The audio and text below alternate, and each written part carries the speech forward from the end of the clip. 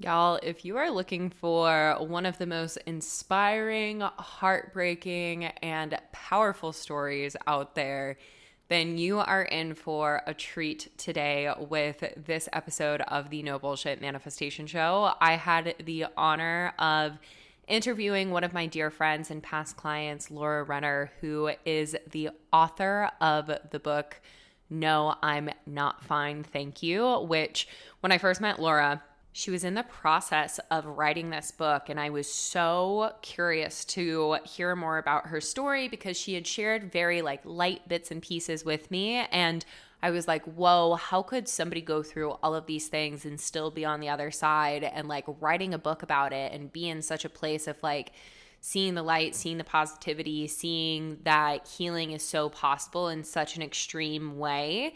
And that's exactly what Laura shares in her book, which, y'all, when she sent me a copy in the summer of last year, I literally binge read that book within 2 to 3 days. I could not put it down. And I remember I was at my parents' place at the time. I was visiting them over last summer in July, and I literally just sat out on their back patio and read it and read it and read it. And then I would hop on calls, and then afterwards I would go straight back to the book. And then before I would go to bed, I literally would read it all the way until closing my eyes. So darn good. So if you haven't read it, I highly suggest checking out the show notes down below and ordering yourself a copy. It was one of my favorite books in 2023. But Laura's story is just so profound, so beautiful, and what she has overcome to become the woman that she is in the world today is also so profound and such a testament of what healing, what nervous system regulation, what facing and working through your trauma, whether it be physical, mental, or emotional, can really do for you. And so, just a quick note on Laura. Laura is an author, a podcast host, and a neonatal intensive care nurse who suffered a near fatal traumatic brain injury that changed the trajectory of her life. But through a complicated recovery, she was able to do deep work to heal her complex trauma. And she's now spent the last 2 years exploring countless healing modalities and sharing her experiences to show other people that they are capable of healing too. So, like I said, listen to today's podcast episode. It's so brilliant. It's so cool to hear just where Laura is and what she's been capable of doing. And if you're wanting to connect with her, if you're wanting to buy her book, if you're wanting to listen to her podcast, check out the show notes down below. You will not be disappointed, and I'm so excited for y'all to dive in. So without a further ado, here is my interview with Laura. What's up, and welcome to the No Bullshit Manifestation Show, the podcast that demystifies all of the nonsense that surrounds manifestation and gives you the tools that you need to create your happiest, healthiest, and wealthiest life. I'm your host, Kat Kozad, manifestation expert and life coach, and I am so happy that you're here. Let's fucking do this thing. Alrighty, everybody. Welcome back to another episode of the No Bullshit Manifestation Show. Today, I am joined by one of my dear friends, Laura Renner, who is also the author of one of my favorite books that I've read in the past year and a half, No, I'm Not Fine, Thank You. And when I first met Laura, it was on the interwebs, as I do with most of my favorite people in the world. And she sent me her book, and I literally could not put it down. So I'm really excited to have you on the show today, Laura, to talk all about your story and share with us about where you've been, what's been going on, how you've become the woman that you are today based off of all of these events. And thank you for being here. Oh my God, thank you so much, Kat. I'm so excited as always to talk to you. This is going to be so great. Yay, beautiful. Okay, so for our listeners, will you give us your story of who you are, where you are in the world today, and what are the events that kind of led you to doing what you do and writing your book? Absolutely. So, I feel like it's funny saying this now because I never would have thought this back in the times that it took place. But, back in 2021, I would say, your average overachieving woman in her early 30s who was completely living by the identity of work and perfectionism and a lot of anxiety. And it was something that was so normalized that I didn't see it. I thought that, I'm crushing it. I'm living the dream. Everything seems on paper to be really good in my life. So therefore, it should, right? But of course, it wasn't. And it took this one specific incident that completely rocked my world to really change that. And that was in December 2021. Typical day. I was out with some friends at this Christmas market in downtown Denver, where I live, and I fell backwards playing with my friend's kid on stone. And, being a nurse, I worked as a neonatal intensive care unit nurse for about 9 years at this point. I thought, oh, I'm fine. I just hit my head. It's all good. Not a big deal. But of course, not the case at all. And the next day, I woke up with significant bruising underneath my eyes and I hit in the back of my head. So I knew, oh shit, this is bad. But still, I was in denial, thinking, well, there's no way it can be that bad. And after going to urgent care and basically many hours of denial, thinking everything's going to be fine, I end up at the hospital and I'm being told that I have significant bleeds on multiple levels of my brain that are going to require emergency brain surgery to keep me alive. And this was just my wait, what moment? Because I thought, no, no, like, this isn't how it's supposed to be. Like, I'm supposed to be fine. Like, you're supposed to just tell me, like, I'm good. This isn't how it's supposed to go. But of course, not at all the case. I end up having brain surgery thinking, okay, well, worst is over. Now it's just recover. And this was something that sadly I was good at because I had had about 5 years of other accidents and injuries and health problems where I had to be forced to be in this recovery mode. So I thought, okay, I can do this. It's going to be fine. No, not at all, though, this time around. And so what happened was I experienced complication after complication after complication where I had a seizure, I had a life threatening reaction to a medication, and then, worst of all, I developed a new brain bleed and was facing another surgery. And this just brought me to the lowest low. And, during my recovery, I thought I was resting. I thought I was taking care of myself. I really thought I was doing all the right things, to heal. But of course I wasn't because I was so anxious. My nervous system was so heightened. I was just in this constant fear based place. And I just remember thinking, oh my God, like I'm going to die. And living in the state of constant panic attacks, constant fear, just questioning everything I'm feeling and everything that's happening and my future. Am I going to work as a nurse again? Am I going to lose my independence? What's going to happen? And then one day I was just sitting, staring at my ceiling, and I was envisioning my funeral, which I know that sounds super dark, but this is how low I was. And Mm-hmm. I remember thinking about it, and I was just like, holy shit, if I don't change the way that I'm thinking about this, if I don't change the way that I'm viewing myself and my healing, I am going to die. Like, this is going to be my path. And that's what totally just 180'd everything for me and led me down this path of initially it was healing my mindset because I thought, okay, I'm an anxious bitch. I know this. I'm a negative bitch. I know this. We got to change that.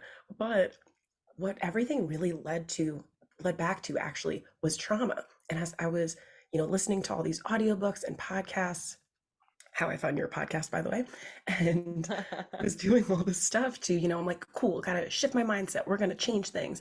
And everything just kept going back to trauma. And I was like, well, I guess this was traumatic. Yeah. I guess this other thing was traumatic. And oh, I guess like when I almost died as a kid, that was traumatic. And I was just like, holy shit, wait, I've experienced a lot of trauma. And that just kind of completely opened up the floodgates for me, where I started pursuing trauma healing. And that was just this constant, and even still to this day, 3 years later, constant journey of just being like, oh, look, I'm healing, I'm getting better, I'm feeling better. Wait, now there's more. Now I'm getting better, I'm feeling better, I'm doing better. Now there's more. And it was just this constant, oh my God, like, is this something that I want to keep doing? Is this something that I want to make a part of my life? And the answer is absolutely. It was at every moment, even the pain, the lows, all of it has really just completely changed everything about my life and allowed me to realize how miserable I was, how much pain I was living with that I was just pretending I wasn't. And all in all, it's who would have thought I would say this in the moment if you told, little December 2021 Laura that your traumatic brain injury is going to be the best thing that ever happened to you. I never would have believed it, but it definitely has been. Wow, wow, wow, wow. And literally, I know I've said this to you so many times, but I had no clue. Like first time I ever met you, you were like, "Yeah, I've had some like pretty intense injuries. I've had a brain injury." And I was like, "Whoa, that's really intense." But it wasn't until like I heard everything that you had been through that I was like, "Are you kidding me?" Like this chick that you would walk past on the street and be like, "Oh, she has a cute outfit on." Like, "Oh, she looks really cute." Like she's gone through all of these like really traumatic injuries and experiences. And it always like now, especially after your story, it's really brought me to this place of like, we don't know what's going on in people's lives because we do such a good job of essentially like covering up, especially as high achieving women. And that was one of the first things that you said in your story of like, just like very typical high achieving woman who's always like going for more, stretching for more, making it happen. Can you share a bit more with us, like what your life was like when you really were in that initial place of like being a high achieving woman and like pushing and making things happen? Oh, yeah, absolutely. So I was working as a neonatal intensive care unit charge nurse on night shift, aka not sleeping ever. And I worked more overtime than almost anyone did on my unit. I basically almost, on one end, developed this like martyrism of I have to, do all this myself because I think I'm really good at this and I can help. But also I was like, no, this is how I didn't know this in the moment, of course. I've been able to reflect back and see it this way, but in reality, this was how I was proving myself. This is how I was proving Mhm. I was worthy. This is how I was proving that, I can be independent, I can be successful, because to me, that was all that mattered. Mhm. And my life just literally consisted of working constantly, getting fucked up on my days off, because that was the only way that I could compensate, basically living this life of, seeing a lot of death and tragedy and really difficult stuff constantly. And I basically just lived for those two extremes of being this, powerhouse person in the hospital, just, constantly doing as much to overachieve in terms of quality improvement projects and research and just taking everything on that I could because I was like, fuck yeah, I can do this. This is me as my best self, as I thought. And then, of course, on my days off, I would, sleep for a couple hours. I would murder myself in the gym because, again, thought that that was a huge part of my self worth as well. And Yep. then I would just get obliterated, fucked up on my days off. But it was just this interesting world that I never even questioned. I just thought, oh, this is me having fun. But in reality, you know, I would say maybe once a month, I would take one night off of not working and not getting fucked up. And I would just be at home and I'd be like, look at me, like taking care of myself. And I would spend the entire time just panicked. I would be so anxious. I would, try to take a bath or watch a movie and I just couldn't even sit down. I was just in this place of just this inability to even sit with my own thoughts or feelings. I had to Mhm. be numbed out to function. I had to, I would just be like, oh my God, I have to open a bottle of wine because this is going to help me relax. But it was really just more, I was incapable of sitting with me and feeling my own feelings because my body in so many ways was screaming at me to be like, girl, what are you doing? This is not working for you. But Yeah. I refused to listen. Yep. Yeah, absolutely. And thank you for sharing that because I know so many of the women listening to this podcast are also high achieving women. And one of the things that I want to say on that for all of the listeners is like you can be a high achieving woman while still also being connected and in tune with yourself. But I have yet to find a single one of us who actually became a high achieving woman from a place of like genuine love and care for ourselves as opposed to like trying to prove worth and trying to prove that like you can make it or that you are good enough in some sort of way. And so much of what you share, Laura, is like exactly my experience as well with just like working my fucking ass off and then getting as shit faced as humanly possible to like cope with the other end of it. And I find it's like it's not beautiful in the way of like, oh yeah, this is so great that this happened in order to get you to this place, but like beautiful in the way that the universe literally is like, hey, we're literally going to kick the shit out of you until you come to this place of like, you have to be still now. And so in that space where you were recovering from the brain injury, when you were talking about how you had this moment where you were visualizing your funeral, and again, thank you for sharing that as well, where it's like it really was so dark that you're like, oh holy shit, like I have to change my thoughts and I have to change the way that I'm seeing things, feeling things, so on and so forth. Can you walk us through like what was the initial process of all of that? Because I can imagine again for a lot of the listeners, like that's where they're at. They're recognizing that like this holy shit moment where it's like, oh, something has to change and I really want to change, but like this is fucking uncomfortable. Oh, yeah. You're so right about how, like, we need these moments. And it's basically because for me, thinking back to all of my injuries and health problems in the 5 years leading up to it, it was just kind of like, first it was like, oh, I broke my back. Oh, you got to chill for 3 months. And then it was like, oh, I broke my back even worse and need surgery. Okay, you got to chill for longer. And all these things just kept happening. And then it's finally like, girl, if you don't fucking stop, we're going to stop you. And Yep. in overall, in a good way. But that's exactly what happened because initially with the brain injury, I was living in this state of panic, fear, just constantly like, oh my God, like, because unfortunately, neurology is very reactive as opposed to proactive, where it's like, oh, once you have symptoms, then we'll do scans. And so I was just in this constant Mm, state of like, oh my God, I have a migraine. Does that mean something's worse? Does that mean that I need to go back into the hospital? Does that mean that I have a new bleed and all this shit? And so when I was healing from this second bleed facing this other surgery, when you're healing from a TBI, you're not supposed to have screens. You're not supposed to do really any activity. You're really just supposed to rest. And so I thought I was doing it. And it's funny because like, oh my God, I was doing fucking stairs in my condo building like a psychopath. Like I could not slow down. But then when I was forced this second time around to really hard stop, I was just filled with this discomfort because I didn't even know what to do. I was like, well, how do you just like lay down? Like, what are you supposed to do? Like, what are you supposed to think about? And it was just this constant like fear about, the unknown because basically mm, I was always in, as I think a lot of us are, future oriented thinking, which is anxiety, fear of the future, what could potentially happen, and just kind of going down those rabbit holes of all the worst case scenarios. That was just basically how my mind was working. But then also, I was just experiencing so much just discomfort in my physical body because I didn't know how to sit still. I was also in pain and I was really tired. But as someone who, worked night shift for almost a decade and was used to being tired, I never napped. I thought napping was bad. I thought that it was lazy. I had just kind of this warped sense of what it meant to actually take care of yourself and rest your body. So I really struggled with just even like the physicality piece of, okay, I need to rest, but like how do I do that? Like I was just this constant place of, oh my God, well, do I just like stare at the ceiling? Do I just like close my eyes? Like, how do I do this? How do I do this? And it was literally just thoughts at that rapid pace like that, just non-stop for a month.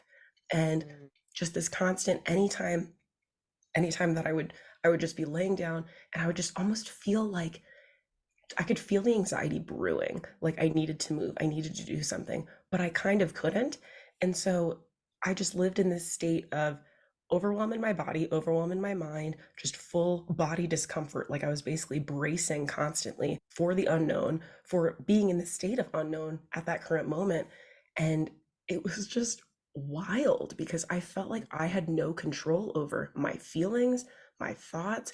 I was having panic attacks multiple times a day. I was crying constantly. I didn't know how to even sift through my emotions because I was so out of touch with them. I had thought emotions are bad. You're not supposed to feel emotions. You're supposed to hide them. And so as they were just kind of bubbling over and I wasn't even able to control them in the ways that I were before, it just broke me. And it took me to mm. this super depressed place of, well, clearly this happened to me for a reason because I'm bad. Clearly, I needed this to happen because I'm a bad person. And just going deep down into that place of thinking there must be something wrong with me, that all these bad things keep happening.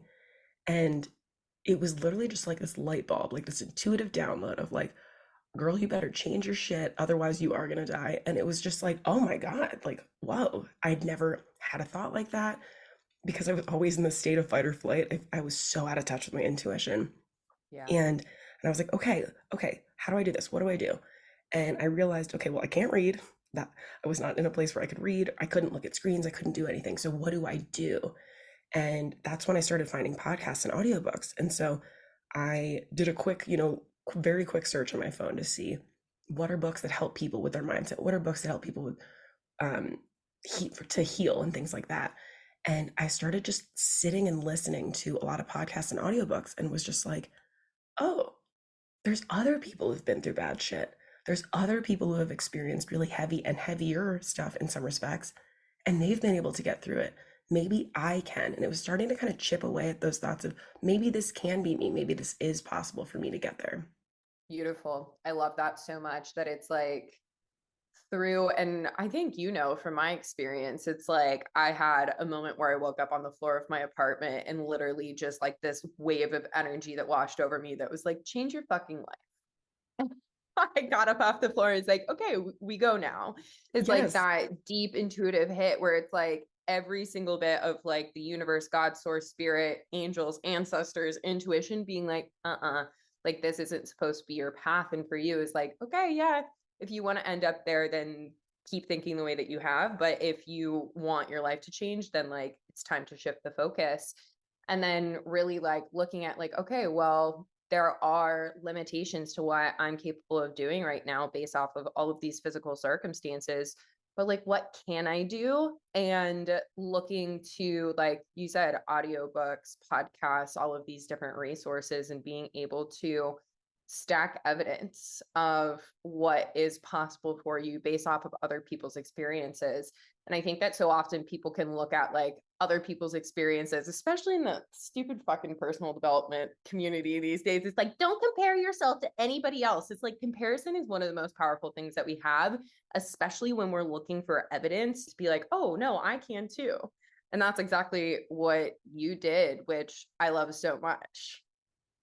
Thank you. And I completely agree because I think there's the difference between like comparison of like, oh, I should be at this person's level or I should be doing this versus relatability because I Yes. needed that relatability to be like, oh shit, like this other person has dealt with blah, blah, blah, blah, blah, blah, whatever, whatever. But they've still been able to heal that and get to this completely different point. Because for me, I lived a life of negativity. I was branded as Wednesday Addams by my friends because I was Mm. so negative.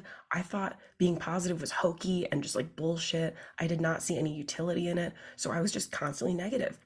And not even just outwardly in a funny way, but I just truly always thought of you have to prepare yourself for worst case scenario stuff. You should always be prepared for bad outcomes, not recognizing, oh, this is a trauma response. Like this Hmm. is the way that my brain and my body learned how to try to feel safe by creating these, potential realities of all the bad things that could happen. But it actually did me a disservice. And so as I started kind of chipping away at listening to other people's stories and being like, okay, well, I guess like it really just kind of stemmed out of having a lot of awareness to my own thinking because I was like, oh, fuck, like I get dark real quick. And Hmm. a lot of this I was able to really figure out through journaling where I would just dump all of my thoughts and they were all negative, all of them. It was all negative. And I had never really had that awareness before or the recognition to that. And so even just starting there and being like, whoa, this is how I am. Like I didn't Hmm. realize that my thoughts were this way all the time. That was huge for me. That's so beautiful. And I was going to ask you, like, what was one of the starting points of really starting to recognize like where your thought patterns were at, and what was the story that you were telling yourself? And I love that it was journaling. That was mine as well. And I love the parallels between our lives in like such different ways, but such a like very like beautiful, powerful, similar path. That as I started to like use journaling, I was like, whoa, I'm really fucking scared. And I like had never really seen, it's almost like the journal is this mirror back into yourself, whereas like when we're just thinking the thoughts, they're there all day long, so it's like we don't really recognize like where they are and what they're going to. Whereas like you said, when you journal dump and get it all out onto a page, it's really like, oh, this is a mirror of what's going on inside of me. And so for all of the people who are listening, that you're like, okay, like I am ready to start to shift my thoughts as well, use that as something that it's like, okay, that's a very, very low cost way to start to identify like what is going on inside of you, just being brutally honest with yourself with what you put out onto a piece of paper, and see that as a mirror of what's going on inside of the internal world. And like Laura said, it's like that response being in such a negative place, like that's a trauma response. And so as you started to step into like really healing, what did the trauma healing journey look like for you? What were the different modalities, different things that you started to dig into to heal the trauma? So I have done a ton. I basically just like dove, headfirst into it in the best way. So I've done somatic experiencing, I've done EMDR, movement desensitization and reprocessing. I've done biodynamic craniosacral therapy, hypnotherapy, rapid resolution therapy, lots of therapies. But really, what I started with was somatic experiencing. And it's interesting because I was just naturally really drawn to Peter Levine, who is the creator of somatic experiencing, the book Waking the Tiger, because and thank God I didn't read The Body Keeps the Score first, because my God, that book is terrible. It's helpful. There's a lot of, really important pieces in it, but ooh, that shit is heavy. But It's so heavy. it's super heavy. But it was interesting. So I listened to Waking the Tiger. That was the first book I'd ever listened to. And it was all about just how our body holds on to trauma differently and how there's a lot of research to support that. And I was really drawn to that because I'm someone who experienced a lot of physical injuries, a lot of issues with my health, but also I always experienced pain. I had a lot of significant back pain, significant jaw pain, and basically my body was always in this state of tension. And I attributed that to, okay, I murder myself in the gym. I'm on my feet pulling 15,000 steps a shift at work 4 to 5 times a week, like fair. But I was still experiencing this while I was doing nothing, while I was healing my TBI. So I was like, okay, maybe there's more to this. And when I started seeing my somatic experiencing therapist, it was pretty crazy because, well, let me backtrack actually. It was the perfect therapy for me at that time, which I think is also super important to pick the right therapy that feels right and is best for you at that certain stage. Because for me, if I had, gone deeper into EMDR or cognitive behavioral therapy, things that you have to kind of relive the memories more, I don't know if I would have continued because Totally. I had repressed so much that I didn't even know. And also, another thing that I think is really common with a lot of us that have experienced trauma is this is my only life experience. So I don't know. I don't know that it's abnormal. To me, it feels normal. And so I had just completely normalized a lot of the traumatic experiences that I had. But back to somatic experiencing. So it was all about creating this level of safety within, the environment with the practitioner, but also within yourself. And I was just like, excuse me, what? Because I didn't know what safety was at all. I had lived this life of a lack of safety starting at the age of 3. That's the earliest memory that I have, which super young, of feeling unsafe. And so I didn't even know where to begin. So it even just took a lot of sessions to establish that safety within myself. But then seeing through like the motor movements that would happen and just the release that I would feel without having to relive these memories was just, there's nothing like it. It's one of those things that you really kind of have to experience to really understand the depths of healing and also the depths that your body holds on to. And that was the really terrifying part for me, was my resilient but poor body for having to hold on to and just shield me from so much of this stuff. And that fortunately started bringing me down the rabbit hole of nervous system regulation, which is of course what also drew me to you, because that's, one of your big wheelhouses. But that was another thing that I was like, I don't get this. What does this mean? Because I was so far removed in this fight or flight, heightened, hyperactive, sympathetic nervous system state where I didn't know what it felt like to feel calm or feel safety or feel peace, because I had never really experienced it. And so learning all of that, it would be these great moments of, oh my gosh, I had this really profound moment of healing, to then being like, holy shit, I'm so out of touch with my body. I don't even know where to start. And it's just the Mhm. kind of this constant dichotomy of just navigating the two, but also recognizing that together, that's naturally just going to be part of the process, but also it's going to lead to more healing, more growth, feeling better, and more change. Yeah, yeah, so profound, especially like what you're saying. It's like I think so many people get this introduction to healing through talk therapy or experiences where they have to relive the traumatic thing that happened, and it's like Of course they don't want to continue to go back. Like, fuck that. If you were to tell me that I have to go relive the worst thing I've ever experienced as the first thing that I'm doing in this, like, I would have walked away from it as well. And to find somatic processing and healing, it's so powerful. And I love that that was like a really great gateway into all of these other things that you mentioned. And so as you're saying all of this, I can imagine so many of the people listening are in this place where they're like, okay, I've heard a ton about nervous system regulation. I've heard a ton about trauma healing, but like, what the fuck and where do I even start? Like, what's a suggestion you have for somebody who's like, okay, I've heard about these things, but like I don't necessarily know like what steps to take. It all feels very overwhelming. So I always think the first step starts with doing some research. I'm also a big research girl, so I love that shit. But even just doing a quick Google search or seeing books about it and or podcasts and seeing what you're drawn to and just kind of going in that way to just kind of start learning about, okay, what does this even mean? What is this supposed to feel like? I say supposed to with quotations, of course, but what are the expectations going into this? What am I looking to heal?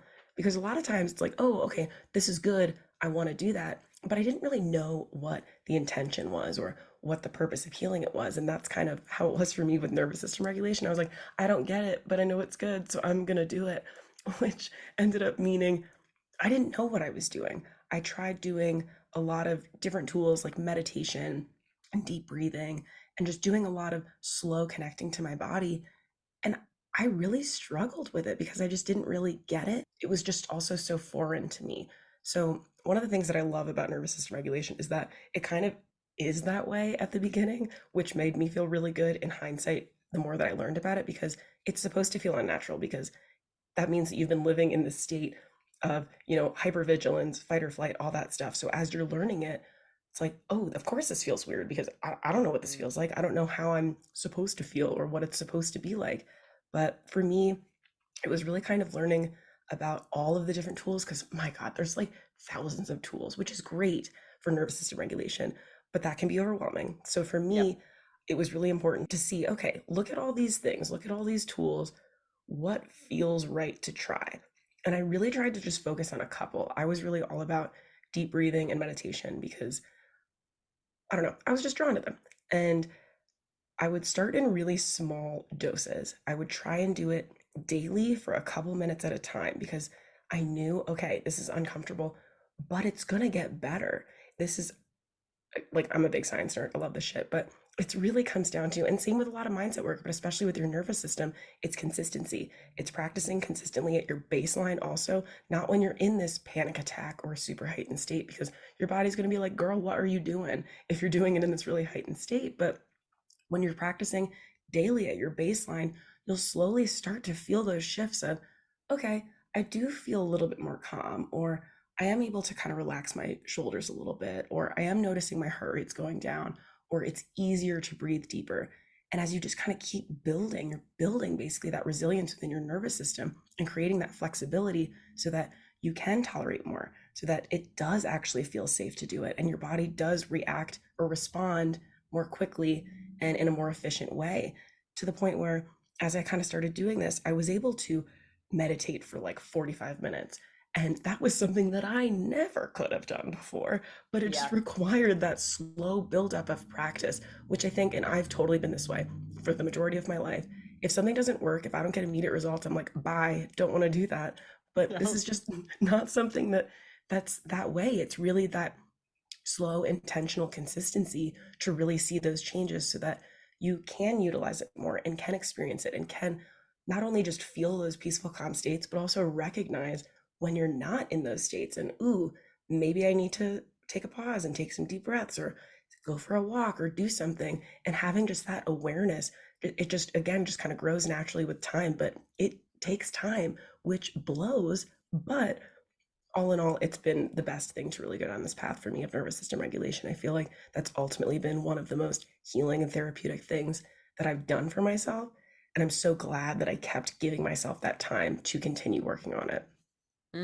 So beautiful. And I really just want to reiterate that for the listeners that like positive change hardly ever feels positive at the get-go.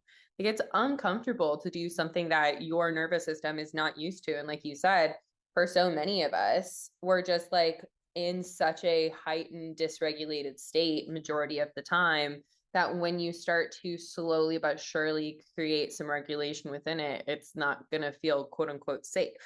It's gonna feel like, whoa, what the hell are you doing? Like there's some sort of danger that's going on that you need to be either aware of, running away from, or numbing out from, and you're trying to bring yourself to this place of stillness, what? Or like place of regulation inside of yourself. Okay, so super curious. Did you learn anything about nervous system regulation in nursing school? No, no. I mean, like we learned, general physiology behind the central nervous system, like what the sympathetic nervous system is and versus parasympathetic and things like that. But it was never like under any circumstance of this is how you should feel. Because Mhm. even it took me a long time to realize we're supposed to be in a parasympathetic dominant state. So a lot of the Mhm. nervous system research and learning that I've done has really just been within the last couple of years and recognizing that the fight or flight response is literally just intended for short bursts for survival. It's not intended to be a state that we live in. Our bodies are not designed to be in this state, which is why we experience anxiety, chronic health problems, lack of sleep, just pain in so many ways because we're not built for this. We're built to only be doing that in short bursts. And so learning even just holy shit, like we're supposed to be in this calm peaceful state like most of the time, that's how we're designed, like damn, that is not how the majority of us are living. So how do we get there? And so it really just is kind of this slow taking up towards practicing having that consistency, recognizing it, and trying to find more ways to have more peace and calmness in my daily life. I have times carved out during the day where I will go for a short walk, I will sit on my roof and get some sun, I will take some deep breaths, I will meditate, I'll do EFT tapping. I just have that as an everyday practice throughout my day to make sure that, ooh, like, am I in touch with my body right now? Oh no, actually I am feeling a little heightened. Like, what can I do to help bring myself back down? Because we Yep. don't function well in this state. You don't think as clearly. You're not able to be creative. You're not able to be as logical. So it's not great that we're just functioning and living in this state. So how do we bring ourselves back down more consistently? And that is through more awareness and more consistent practices, I think, throughout the day. That's what's helpful for me to continue to keep myself in this baseline of more calmness. Yeah, absolutely. 100% with what you're talking about earlier of like wanting to change your mindset.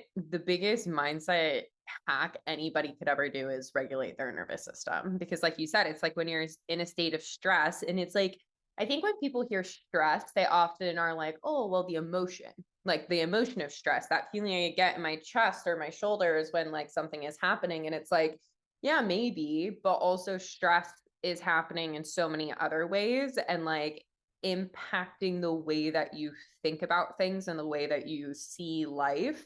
And if anybody's wanting to create a quote unquote positive mindset, it's like, yes, absolutely, the thoughts matter, but like taking it to the literal core of who you are, the nervous system that impacts every single action that you take on a day-to-day basis, like that's the thing that's actually going to have the biggest impact on your life and what you're doing. And I ask you the question about, did you learn about it in nursing school and like regulation and whatnot in nursing school? Because there's a part of me, and I'm like, I have so much respect for nurses, doctors, all the things, but it's bonkers that like it's not taught, because it's like if this was common knowledge for every single person, but especially like healthcare professionals, that it's like, hey, this is about nervous system regulation. I can only imagine like how different our society would be.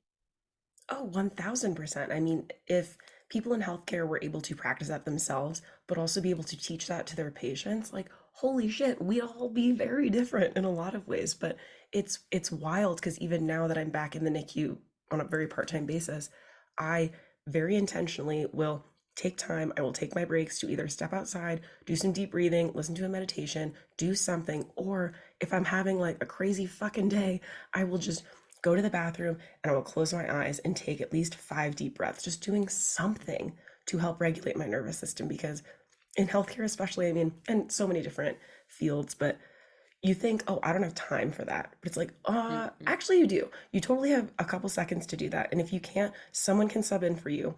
Because if we're not taking care of ourselves, like I'm the classic example of like, hey, look what happens when you don't take care of yourself. Look how Mhm. bad it can get, because that's something really common. And a lot of people in these careers where you think like, oh, like stress is normal, like that's just a part of the job. It's like, but it doesn't have to be. We Mhm. just get so caught up in, oh yeah, yeah, well, like that's just normal. Like I'm supposed to, run my ass off and not be able to take a lunch break. It's like, no, no, that's not supposed to be the case at all. Like, and it's been such a great difference going back to the NICU years later with this completely different, mindset and viewpoint and the way that I am in this role. I think I'm way better because I'm actually taking care of myself. Whereas before, I just always put my needs, my feelings, everything in the back burner. I put my nurses first, my, all the staff, the babies, everybody first. It was always me last because I thought, oh, that's me being a good nurse. But no fucking way. I am such a better nurse now that I still put my needs first. I make sure that I eat and drink water and take care of my basic needs, because if I'm not doing that, I am in this heightened place and I'm not able to give as good care. I'm not able to think as clearly. I'm not able to be my best self, which is what we all want. We want Mhm. the people taking care of us and the people guiding us to be their best selves. We don't want them to be feeling like shit. And so it's just so wild as a concept that that's what's just so normalized in our culture in really any job. Yeah. Yep. Absolutely. I was going to say for like everybody who's listening is like take your career and plug it into what you're saying. It's like there's this unrealistic expectation, whether it be spoken from the company that you work for or from yourself, that it's like, okay, like gonna go, do, make it happen, prioritize the wants and needs of everybody else before my own. And strangely enough, and this isn't to rip on men, but it's like I see this more so for women than I do for men. Like men actually are like, yeah, I'm gonna take care of myself. And I'm like, good for you, dude. Like proud of you. Because societally, I think like so much so women have been taught like, oh, to be a good woman, like be selfless. Go put Hmm. everybody else before yourself. But it's like, fuck, we're I think slowly but surely, like so many people are waking up to like you have to put on your own oxygen mask first. And if you don't, you're literally gonna have the shit kicked out of you, whether it be by injuries or circumstances that impact your finances or emotions or relationships or whatever it may be.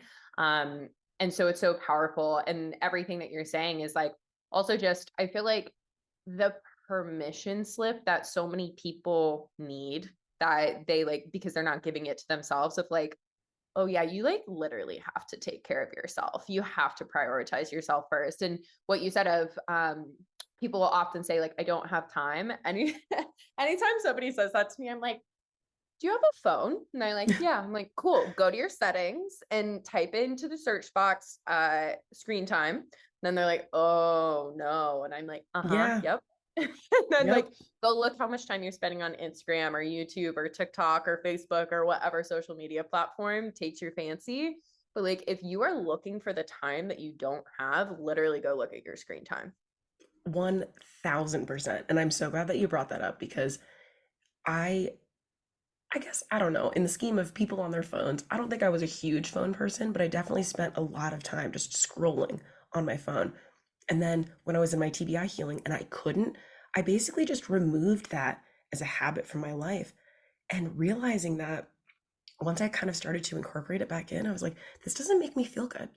And I was able to Mm-hmm. really recognize that. But I think so many of us are so tuned out of it. We just think, oh, like I'm just gonna look at my phone, this will help me feel better, which maybe it will for an instant, but oftentimes it actually just adds to your nervous system dysregulation and gets you out of your mind and out of your body. And so for me, I really love like not spending time on my phone. And I can tell when I have these moments of getting more stressed and feeling more stressed, I lean on my phone more and I'm like, wait, this isn't good. But it's basically like trying to perpetuate that cycle of staying in that dysregulation. So I will intentionally be like, nope, stepping away from my phone. I'm going to go, go for a walk or take a bath or just, I don't know, sit and stare at the ceiling for a couple of minutes and just totally get back into my body and mind and be able to bring myself down because our phones are not helping when it comes to our nervous system by any means. No, not at all. It's like, I love all of those examples that you said of like going for a walk or being in the sun or doing some EFT tapping or like literally doing nothing and closing your eyes for 5 minutes or staring at the ceiling. Because, and I think so many people, I was unaware of this for so long. It's like you're getting unrealistic and unhealthy amounts of dopamine the second you open any of those apps. And it's like, what could have taken you days to get dopamine like of that level in the past, you're getting in an instant nowadays. And it's like, yeah, of course that makes you feel shitty. It gives you that hit in the moment, but then Mhm. afterwards you're left feeling like, whoa, like depleted, not feeling good. So I know you've mentioned a few of your like go-tos for nervous system regulation, but what would you say like your top 3 to 5? So I would say my top ones are definitely meditating. Big meditation fan. I'll do audios. I'm a big fan of guided meditations. I feel like that's super helpful, especially if you're feeling really stressed and in your head. That's a way to have someone kind of talk you out of, not out of your thoughts, but talk you away from your thoughts and more into your body. I feel like that's super huge. And even just 5 minutes makes a difference, which I absolutely love. I also love deep breathing.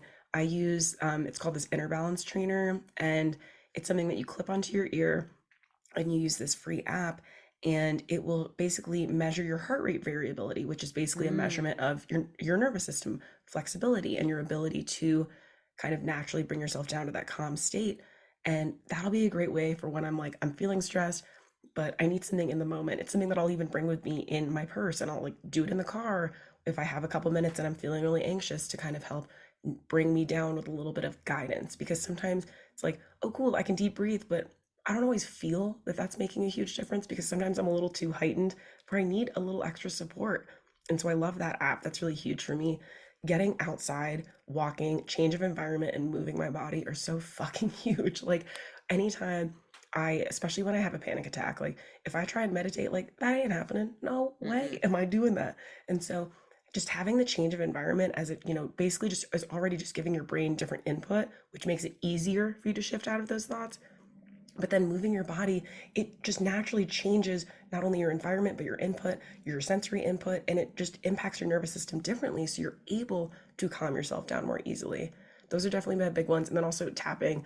Oh my God, I love me some Brad Yates. Love watching his videos on YouTube. He's a G, but he has the best tapping videos, and he has thousands of them that go from as short as 5 minutes all the way up to like 15, where it will talk you through a specific thing that you're struggling with or that you're experiencing, or even just a positive boost. Like I said, I tap on a daily basis. And so I'll find something that's, just, bringing more energy into my day, or it doesn't have to be necessarily like I'm fixing a bad thing, which I hate using that terminology, but it Yep. doesn't always have to be changing something like a state from a negative lens. It can also just be like, ooh, I want to give myself a little boost in a happy, more positive direction. And so those are things I do literally every single day, because I think it's really important to establish that baseline. I know that I have 30 plus years of living with high anxiety, living with trauma, living in this fight or flight state. So I know my nervous system needs a lot of extra TLC to be in this calm state, because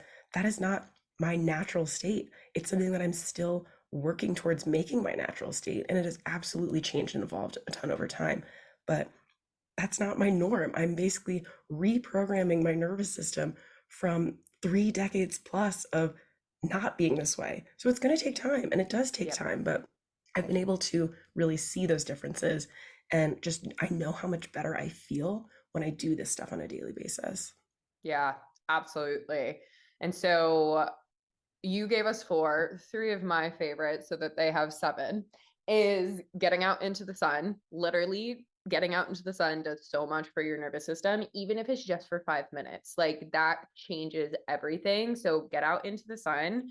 One of my biggest ones is blood sugar balancing, because I didn't realize how fucking dysregulated I was, because I was all over the place with like when I was eating, how much I was eating, the kinds of foods I was eating, and like not making sure that there was consistent like balancing nourishing foods and all of that. And since incorporating that, game changer. And my I'd say my favorite one is doing holotropic breath work, where it's like that's helping dig in somatically and release any of the energy that's stuck inside of your body without having to attach to the story of it. Like Laura was talking about earlier on in the podcast, it's like really being able to just let the breath dig into wherever things are hanging out on the cellular level of your body and like move and pull them through. And that may happen every time. It may not happen every time, but it's so powerful to like release those underlying things that are not consciously stressing the body out or consciously bringing you out of a like regulated nervous system, but like subconsciously and unconsciously are doing that for you. And I want to reiterate what you just said of like 30 years of a dysregulated state. For me, 20 plus years of a dysregulated state. Of course, it's not going to happen overnight. And I love that you said that earlier in the podcast too, of this piece of like, there used to be, if I'm not good at this, automatically, I don't want to do it. Because I think especially now, more so than ever before, with these little devices that we hold at our fingertips that give us instant gratification anytime we want it, that people have grown more and more adverse to things that take a longer period of time. But it's like your body shows up for you every single day, and it's in this dysregulated state. It's in this heightened nervous system state because it's trying to protect you. So you putting in that effort to be like, okay, I'm going to show up and actually pour back into you. Your body's going to be like, okay, are you going to do this for a while? And like, are we going to consistently show up and do this? Because I'm still trying to figure that out. But really getting to the place where it becomes consistent practice is like, okay, wow, things can be different. And so what do things look like for you now versus when you first started this journey? Whew. I mean, night and day difference. I mean, truly, you know, I've had so many parts. It's been really a little over 3 years now, which is also kind of crazy, of being on this healing journey and whatnot. And it's there's been a lot of great, really profound, awesome moments, but there've also been a lot of really low and really anxious moments. And one way that I've been able to really reframe that is, okay, that also you've helped me reframe, which has been huge, is that this is just showing me what still needs healing. And so instead of getting caught up in the negative of like, oh my God, like this shouldn't be, I shouldn't be dealing with this anymore. I shouldn't be having anxiety like this. Like I hate the shoulds. The shoulds were my driving force for so much of my life. And they're still present, but I'm not allowing them to hold as much power over me as they used to. Whereas now I'm able to be like, no, it's not that I should be in a different place. It's that, okay, this is showing me just areas that I still need healing. And I used to think, one day I was just going to wake up and be like, yay, it's here. I'm healed. Everything's better. Like, I just truly thought I was going to just one day just like roll out of bed, like, yeah, like we're done. I can just, be free. But that's not reality. And really recognizing that, this is a journey, but this is also a journey where it is getting better. It is just kind of, it is a slow moving target in a lot of respects. Because again, it's rewiring and changing 30 plus years of functioning through my mind and body and nervous system. But all in all, it's been so much better where I actually really prioritize taking care of myself for the first time in my life. I sleep, I eat nutritious foods, I listen to my body. I don't just push because of all the things I think I need to do, or the things that I think I need to do to prove my worth or prove my identity or show other people. Like I don't give a fuck about that shit anymore. I'm just doing stuff that makes me feel good and the stuff that drives me. And a lot of that really stems out of fully taking care of myself. And so a lot of my life right now is actually really prioritizing sleep, prioritizing nutrition, prioritizing time outside, prioritizing all of these nervous system regulation tools, a lot of journaling, doing a lot of things that really allow me to feel my best, because that allows me to actually be my best, which I never would have made that association in the past. I always just was like, yeah, tune out of your feelings. You can just be the best. Just fuck all that. But not at all the case. Now it's very much, I know how intentional I have to be with taking care of myself to actually be my best self. So right now, I'm still working part-time as a nurse, which again, coming through this very different lens that I am now, I'm able to be a much healthier and better nurse, I think, in my opinion. But I'm also working on my second book, which has been fun. and I'm still doing my podcast. I'm doing some speaking events and things like that. But whereas before my life was so just routine and regimented around my work schedule as predominantly everything, which I know for many of us it has to be that way. But for me, I took that to an extreme of I'm going to work as much overtime as humanly possible. I'm going to do all of these things purely because I thought that that was my only source of identity and purpose. But now I'm able to utilize my work in a very different way where I can let it be satisfying to me instead of just this thing that I have to do to prove myself. And that's been huge because so much of it was not even proving to me. It wasn't at all about proving to me. It was about proving to other people. Everything that I did was driven around proving my worth to other people. And so now I've been able to completely shift that in so many ways where I can actually feel good about the stuff that I'm doing and not really care if it's not the lens that other people want it to be or the perception that other people want it to be, which has taken a lot of work and a lot of intentionality behind it. But it's actually what's the most satisfying to me and something that I'm able to feel more purpose with what I do as opposed to just feeling all of this drive from shame and fear and worry about other people's opinions. Yeah. Mm, so fucking cool. And it's been so cool watching this journey for you and getting to continue to watch it.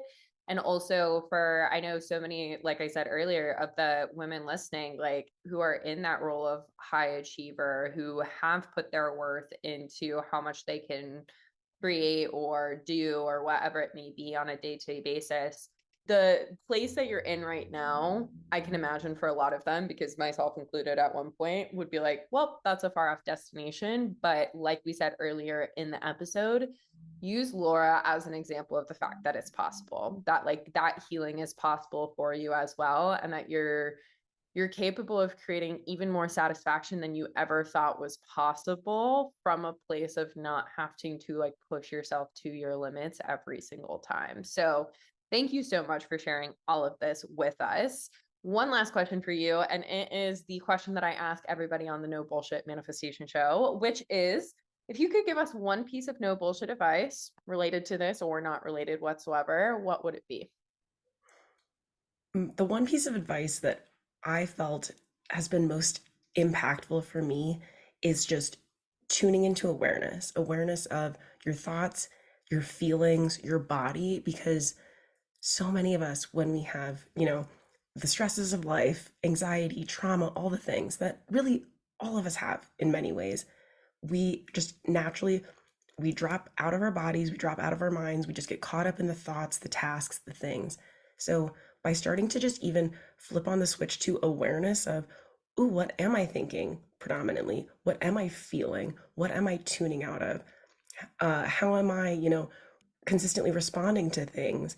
What are my, routines? What are the things that I'm consistently doing, thinking, feeling, acting that I don't actually necessarily want that to be a part of my life, and not necessarily from a bad place, but more just from a place of just having that awareness and tuning in to, ooh, this is something that I'm noticing that I'm doing, I'm feeling, I'm consistently reacting in this way, or consistently drowning out my life with, like me, like tons of booze and drugs back in the day. Like, just once you first make that step towards awareness, that's where the change is really going to start beginning. Because if you're not aware of what you're doing and how you're living, you're not going to be able to make change because you're not even seeing what's happening.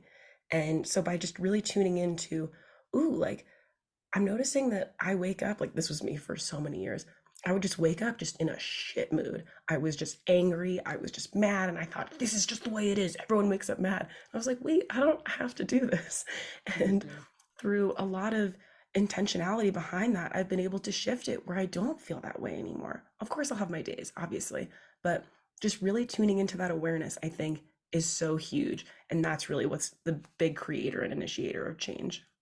Beautiful. So, so true. We can't change what we're not willing to recognize. And most times we don't even realize that we're not willing to until you start to like take this deeper look and question things. So beautiful. Thank you so much. And where can everybody find you? Where can they get your book? Where can they connect with you? Let us know. Absolutely. So, my book is available. It's on Amazon. You can get it at Barnes and Noble. You can get it at a bunch of places. It's No, I'm Not Fine, Thank You. My website lists all the places you can get my book, which is laurarenner.me, M-E. And I also have a free resource. It's a beginner's guide to trauma healing where it goes through a lot of, especially the really foundational things that helped me to kind of start my path and start learning more. A lot of YouTube resources, a lot of different free things that you can access. And I also have my podcast. It's Healing No Filter Podcast, where I talk through all my bullshit. I talk through all the things that I'm actively working through, a lot of the stuff that I've learned along the way. And it's a lot of short snippets of just my reality to kind of help other people. I'm also on Instagram and TikTok at Laura_Ren, RENN, where I'll, occasionally post stuff about my life, stuff about things that I'm learning and healing. But I love connecting with people. I love sharing my story and sharing the things that I've learned because I feel like it's really the most valuable way to help everyone heal is through sharing our stories. So I absolutely love connecting with people. And yeah, thank you so much for allowing me to share my story, Kat. This has been such a pleasure. Absolutely, 100%. And for everybody who listened to this podcast episode and resonated with it, one, I know I already said it at the beginning, but literally I could not put down Laura's book from like the second I opened it. It was less than 36 hours before I had like finished it. And like I had shit to do that I was like still doing, but in every single moment that I could pick up your book and read it, I was.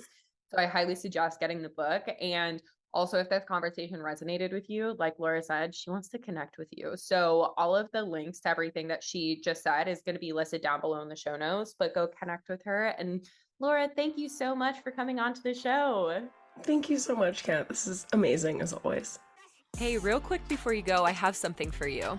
If you are loving the No Bullshit Manifestation Show and you're always wanting to expand and calibrate your nervous system for greater levels of wealth, then I've created the perfect nervous system expansion meditation for you. This meditation will take you through the process that I use to start to call in greater levels of wealth into my life and calibrate your nervous system for more money moving forward. All you have to do to claim this meditation is leave a review for the No Bullshit Manifestation Show on Apple Podcasts and or Spotify. Take a screenshot of your review and send it to me via email, which is hello@katkozad.com. Once I get your email with the screenshot of the review, I will send you the link to claim your nervous system expansion meditation for money manifestation. You can also find these instructions down below in the show notes. But with that, that's all that I have for you, and I am sending you my love. I'll chat with you on the next podcast.